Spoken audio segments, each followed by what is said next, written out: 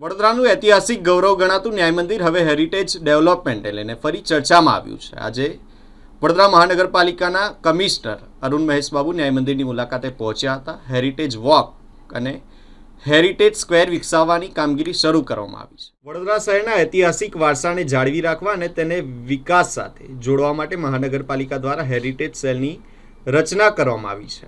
આ સેલ દ્વારા શહેરના મહત્ત્વના હેરિટેજ સ્ટ્રક્ચરોની ઓળખ કરીને તેમનું સંરક્ષણ અને ડેવલપમેન્ટ કરવામાં આવશે.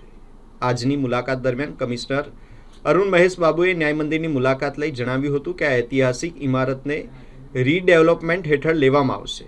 આ ઉપરાંત Lal court, Maharaja Sayajirao university of વડોદરાનું મ્યુઝિકલ કોલેજ, ચીમનાબાઈ ટ્રસ્ટનું બિલ્ડિંગ તેમજ શહેરના 4 ઐતિહાસિક દરવાજાઓના પણ વિકાસ માટે આયોજન કરવામાં આવી રહ્યું છે. શહેરમાં હેરિટેજ વોક અને હેરિટેજ સ્ક્વેર વિકસાવવાના માધ્યમથી પર્યટનને પ્રોત્સાહન આપવાનો ઉદ્દેશ છે, જેથી વડોદરાનું ઐતિહાસિક મહત્વ વધુ ઉજાગર થઈ શકે. ઉલ્લેખનીય છે કે કમિશનરની મુલાકાત પહેલાં ન્યાય મંદિર ખાતે સાફ સફાઈ પણ કરવામાં આવી હતી. આજે અમે ન્યાય મંદિર જે વડોદરા શહેરના એક જમાનાના ન્યાયની દૃષ્ટિએ 2018 સુધી જે ચાલતું હતું એક મોટી ઇમારત છે, એ અત્યારે જે હેરિટેજ સ્ક્વેર અને હેરિટેજ વોકની અત્યારે પ્લાનિંગ કરી રહ્યા છે. આપ જાણો છો કે વડોદરા મહાનગરપાલિકામાં જે હેરિટેજ સેલ એક્ટિવેટ કરવામાં આવ્યું છે, આ હેરિટેજ સેલ દરમિયાન જે પણ સ્ટ્રક્ચર્સ અમે હેરિટેજમાં આવરી લેવાના છે, એમાં સૌથી મોસ્ટ ઇમ્પોર્ટન્ટ સ્ટ્રક્ચર ન્યાય મંદિર છે.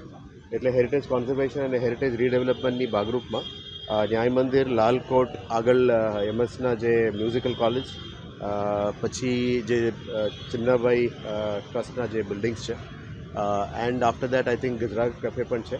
આ સિવાયનું 4 મેજર ગેટ્સ, આપણા લેરી ગેટ, પાની ગેટ, ગેન્ડી ગેટ અને માંડવીમાં પણ આ સિરીઝ શરૂ કરવાના છે. જે હેરિટેજ વોક છે, આપ જાણો છો કે સિટીની અંદર ઘણા આગેવાનો અને કલ્ચર પ્રેમીઓ અને હેરિટેજ પ્રેમીઓ પણ હેરિટેજ વોક દર અઠવાડિયા પણ કરતા જ હોય છે. એને વેગ આપતા એને નેક્સ્ટ લેવલમાં લઈ જવા માટે ઓર્ગેનાઇઝડ હેરિટેજ વોકની પ્લાનિંગ કરી રહ્યા છે. જેટલે જ્યારે હેરિટેજ સેલ અને હેરિટેજ વોકની પ્લાનિંગ કરીએ, અમે અત્યારે કેલ્ક્યુલેટ કર્યું ઓલમોસ્ટ 3.1 કિલોમીટરની આજુબાજુ આવે છે.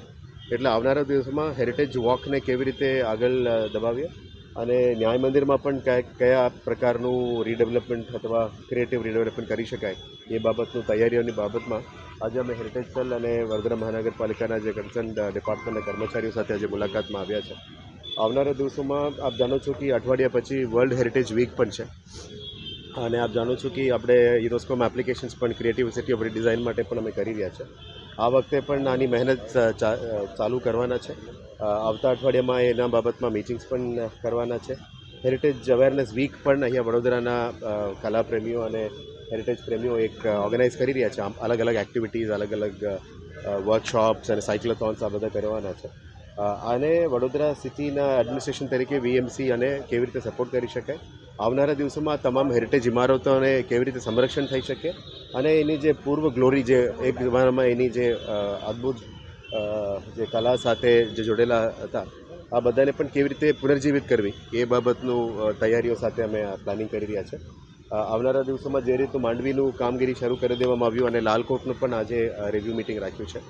લાલકોટમાં પણ કામ જે સ્પીડ પકડવું જોઈએ અને વેગ આપવા માટે આ તૈયારીઓ છે. નેક્સ્ટ અમે ન્યાય મંદિર સ્ટ્રક્ચર ઉપર પણ જવાનું પ્લાનિંગ કરી રહ્યા છે.